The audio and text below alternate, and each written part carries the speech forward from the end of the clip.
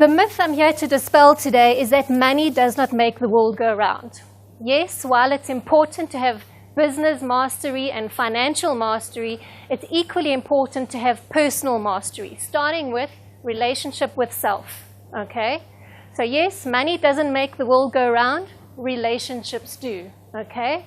And we have a number of relationships in our lives. In fact, we start our life in relationship through our parents who were in a relationship, we were conceived, and that's how we came about. We come into this world, and we then live the rest of our lives in relationships, okay? And the rules of work are changing these days. We are no longer being measured by how clever we are and how much skills we have, but more about how we engage with other people, how we handle ourselves and how we handle others. So those of you that are business owners and have people that you employ, it's how do you manage those relationships? How do you manage relationships with your suppliers? How do you manage relationships with your customers? Okay, so it's all about relationships. Relationships of significance in our lives are relationship with self, first and foremost. What is your value system? Linking into your values and your approach to money, okay? Your belief systems, your relationship with your partner, because whether we like it or not, we do take work home, and we do take home into work. Relationships with family, starting with your immediate family, children if you have, your extended family, in-laws, outlaws, whichever way you want to look at it, okay? Friends, social relationships, peers, the people that we work with, and then also on a spiritual level, whatever your spiritual views are. It's all about relationships. You might have heard it being called EQ, emotional intelligence or emotional quotient, okay? But IQ is what gets us our position. It's our skills. It's our qualifications. That's what gets us a position, the job spec, the application. But what keeps us in our position is the EQ, in terms of how we manage relationships, okay, and the people we work with. So what is EQ? EQ is the ability to manage, well, first of all, be aware of your own emotions, manage your own emotions, and then those of others in that moment. And a lot of being a manager and a business owner these days is dealing with conflict, okay? Those people that you don't get on with, you don't see eye to eye with, the customer that's screaming down the phone at you, all of those things is about dealing with emotions, okay? But where does it all start? So quickly we're going to look at personal relationships, okay? And it starts with our genetics. We are born with DNA, which comes from our parents. Through our upbringing, okay, our upbringing shapes who we become, the person we become, and the types of relationships that we have through the things we learn from our parents or don't learn, all right? At the same time, that shapes our personality, and on top of that is life stage and life experiences. So your first romantic relationship with your high school sweetheart, your heart was broken when it ended, but now that you're older and maturer in a new relationship, you have a different view on relationships, okay? Or at 18, you might have been carefree and wanting to backpack around the world, but now that you're 30 or 40 and you're in a relationship and you've got a bond to pay and business or job is more responsibility. All of those things add to how we interact, how we engage, how we grow and evolve on a personal level. And then linked to that is the environment that we find ourselves in. So a social environment, a family environment, a business environment. Okay, it all impacts and influences how we behave, how we react, how we interact. In terms of relationships, who here is in a personal relationship? Either married, living in sin, whatever you want to call it. Okay. Every relationship goes through a typical cycle, okay? There's that cliche, the 7-year itch. There's actually some truth to it, all right? The typical cycle, you meet someone, you fall madly in love with them, and they are the best thing since sliced bread. They cannot do anything wrong. You just love everything about them, okay? But life shows up on our doorstep, and reality sets in, and it starts with the little things, like the toilet seat, the toothpaste tube, the shoes on or the wet towel on the bedroom floor, or the bathroom floor, whatever it is. It starts with the little things. And that's where the frustration starts coming in. And we call that a smoke screen for what's really going on underneath, which is emotional needs are not being met in some way, form, or shape on either side. And you get into the reactive cycle where you just end up reacting to stuff and emotions instead of dealing with the issue that's really happening underneath. And depending on how long you want to live in that situation, the power struggle can last anything from 18 months to 27 years. So at some point in your relationship, you decide, am I happy? Is this as good as it's going to get, or is there more to life? And a lot of us actually stay in this cycle where we end a relationship and we go into a new relationship thinking that this time it's going to be different, but the same things play out time and time again, just in a different way. So this time around, instead of the wet towel on the bed or the floor, it's now that the dustbin and the rubbish hasn't been taken out, or something along those lines, okay? Because we haven't reflected back what went wrong, how did I contribute and co-create the situation, and what can I do differently going forward, okay? It's about EQ and personal growth. But we also, that's where and how we develop our conflict or fighting style, minimizer or maximizer. Think about your personal relationship when you fight with your partner. One of you is the quiet one, the silent treatment that wants to avoid or just hope it goes away. And the other one is the one that wants to sort the problem out and solve it and find a solution, okay? Any minimizers in the room? Don't be shy. We're all minimizers, most of us anyway. Maximizers in the room? Oh, there we go. Hello. Okay.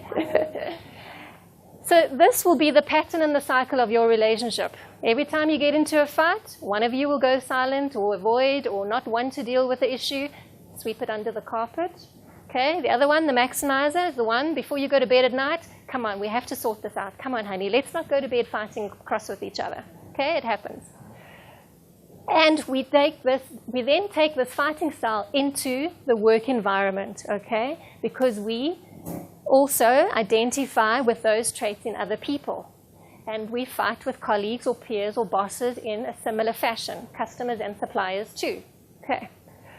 So when we look at peer relationships and how that plays out, we look at, the new buzzword is social intelligence, okay?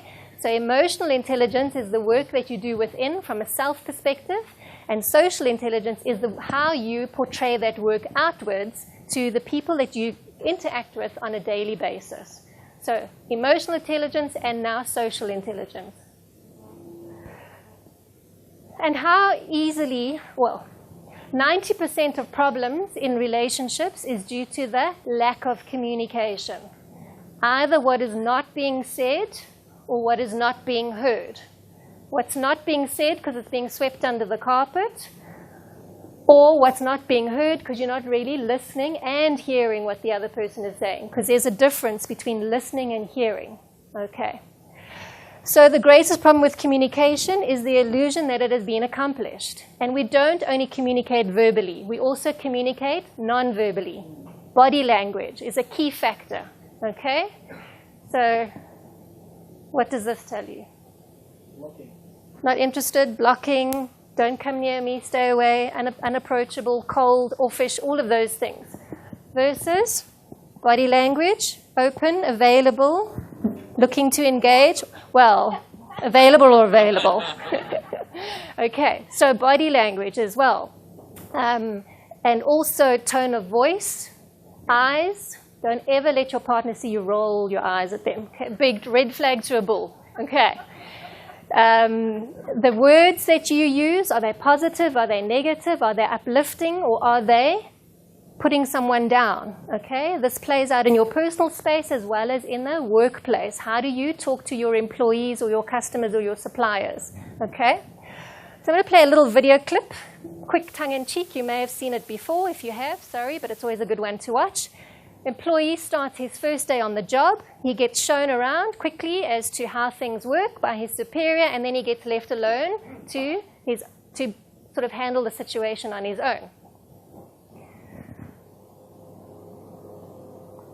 Das hier ist mein Sektor. Das hier ist das wichtigste Gerät des Küstenwächters. Das Gerät. Überlebensradar.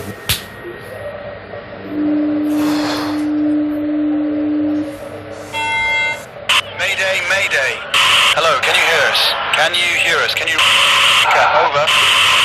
We are sinking. We are sinking. Hello? This is the German Coast Guard. We are sinking. We're sinking. What are you thinking about? Okay, so very tongue-in-cheek, but that's how quickly miscommunication happens, okay? And a lot of the time, 90% of the time, we are on autopilot, okay? We do things without thinking why we do them, the reason or the rationale behind it.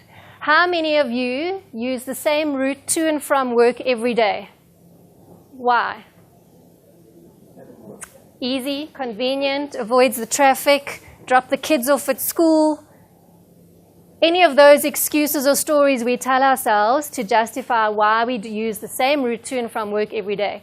How many of us use the same routine every morning when we wake up? Pretty much. Okay. What happens when something messes up your routine? Oh, then we get frustrated and angry and horrible people. We're not morning people, okay?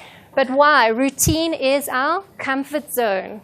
It's where we feel safe and familiar and warm and fuzzy and all of those things. But the minute something messes up our comfort zone, we get irritated and angry and frustrated and road rage and all those kind of things, okay?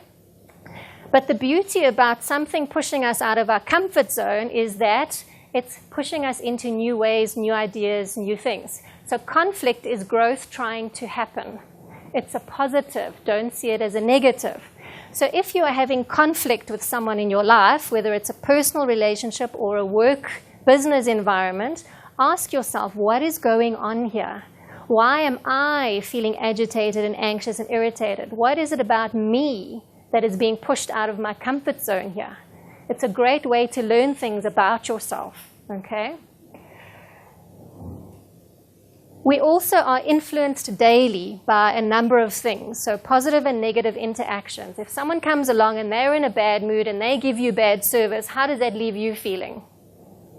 Grumpy, sad, irritated, even pissed off sometimes. Vice versa, if you're in a bad mood and you go and engage with someone, how are you leaving that person feeling? Okay.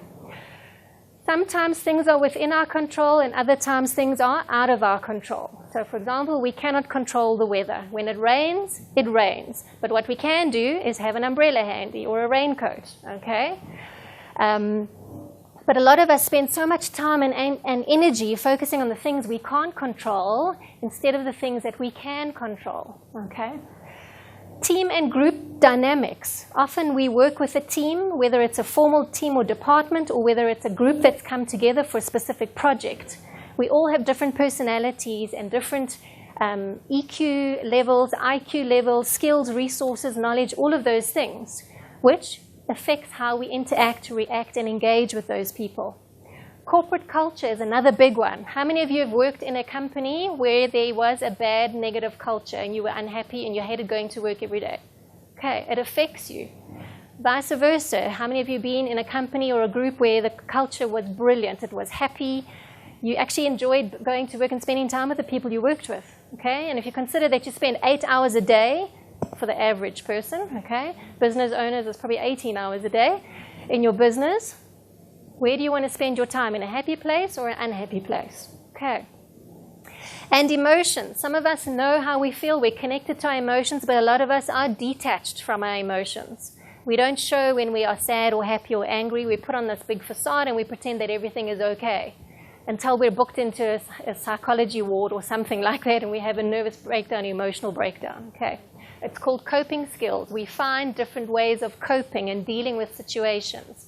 Substance abuse, affairs, divorce, all sorts of things. Become a workaholic. Engross yourself in your work so much that you avoid dealing with issues that you know you need to deal with, okay?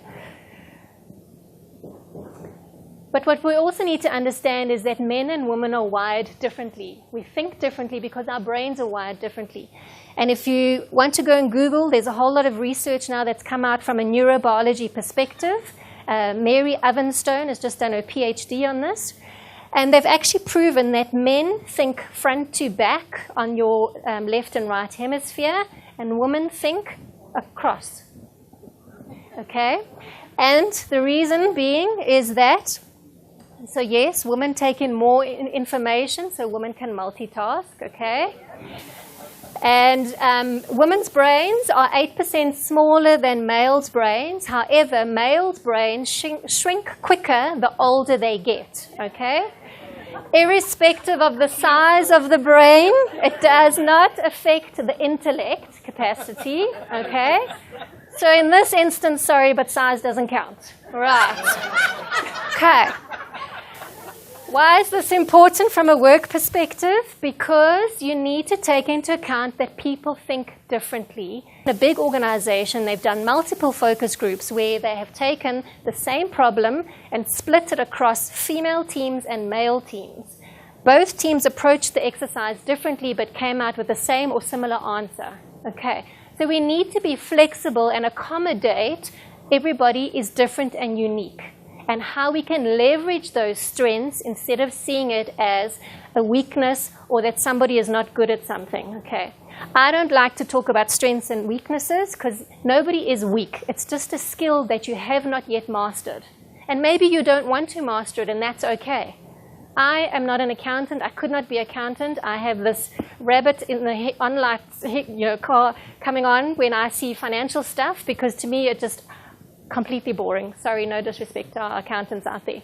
So find what you're good at, what you're passionate at, and those are the things that you should focus on. And get in the expertise with the areas that you are not strong at. And it's okay. You don't have to be strong at everything or good at everything. So leaders that have got a higher EQ are likely to make better decisions, to engage with others, and influence more effectively. So EQ is important for leadership skills. Okay. In terms of what is the capacity levels for EQ in the workplace, the lower down you are in the corporate ladder, okay, the more capacity you have got to develop your EQ skills. The higher you go up in terms of exec CEO level, you should have already developed your EQ skills by then. Because by then it's all about managing relationships and people that report into you, and less about your skills and your intellect. Okay, it's all about people. But a lot of companies or businesses don't focus on developing that as part of the succession plan or development plan for individuals. So for business owners, that's one thing that you should look at from a people skills development perspective, is how do you help your managers or people that you have identified for a succession plan to develop their EQ skills to become better leaders and managers. Emotions also influence our customers, okay? And we all know the upcoming, or the effect of bad customer service and what it does to your brand and your business. And customers these days with social media are not scared to say what they are thinking and what they are feeling about your brand or levels of service, okay? And everybody uses emoticons these days, whether it's on WhatsApp or Facebook or whatever other social media platforms you are. So it's not very difficult to know what people are thinking and feeling about you or your brand or your service that you're delivering. So how does EQ affect us as an individual on a personal level? It's about being an effective communicator, about having powerful influencing skills, being able to handle conflict effectively, about being an inspirational leader. If people buy into you, if they trust you, if they feel safe with you, they will follow you. They'll buy into your ideas more. You can be a catalyst for change, because change is the only constant in our lives, okay? It's forever evolving. Teamwork and collaboration, whether it's power groups that you're forming, whether it's departments, teams, projects, teams, okay? You can be a good coach and mentor for others. And building trust, which is very key, because you won't go and work with someone that you don't trust, or buy from someone or engage with someone that you don't trust. Okay. And that equals personal mastery, okay? You are able to control yourself in terms of your emotions, your reactions, your behaviors. Gives you integrity. It allows you to be creative and innovative. Stress management. How many people say they are stressed? And how do you manage your stress these days? Do you make time for that? It also gives you a resilient mindset, flexibility, and to be positive instead of caught up in all the negativity that's out there every day that we face in the news and wherever else we are. So, yeah, if you want to be a successful leader in your business, you need to start looking at your EQ skills and developing them as well as those of the people that you work with, and take them on the journey with you to be much better people and individuals and business leaders at the end of the day. If we look at the corporate relationship cycle, it's a similar cycle to the personal relationship cycle. People come in on the excitement level, ready to start their new job or their new task or project or promotion that they've been given. But at some point, depending on the corporate culture, there's that disillusionment that I was sold a picture that isn't real, okay? You said to me I was going to do this or get that. I'm actually experiencing something very different in terms of the corporate culture. And employees find ways of coping as well. They become clock watchers. They clock in and clock out and do the bare minimum to get by because they're unhappy on some level or format, okay? Or the corporate culture is negative versus positive. Or they get to a point where they leave and exit and they move on to the next job because they're unhappy. So you need to take people on the journey with you. So emotional intelligence isn't a luxury, okay? You can't afford not to have it. It's a basic tool that is key to your business and your professional success. And just to thank you for your time today. And yeah, if there's any questions, I'm available afterwards.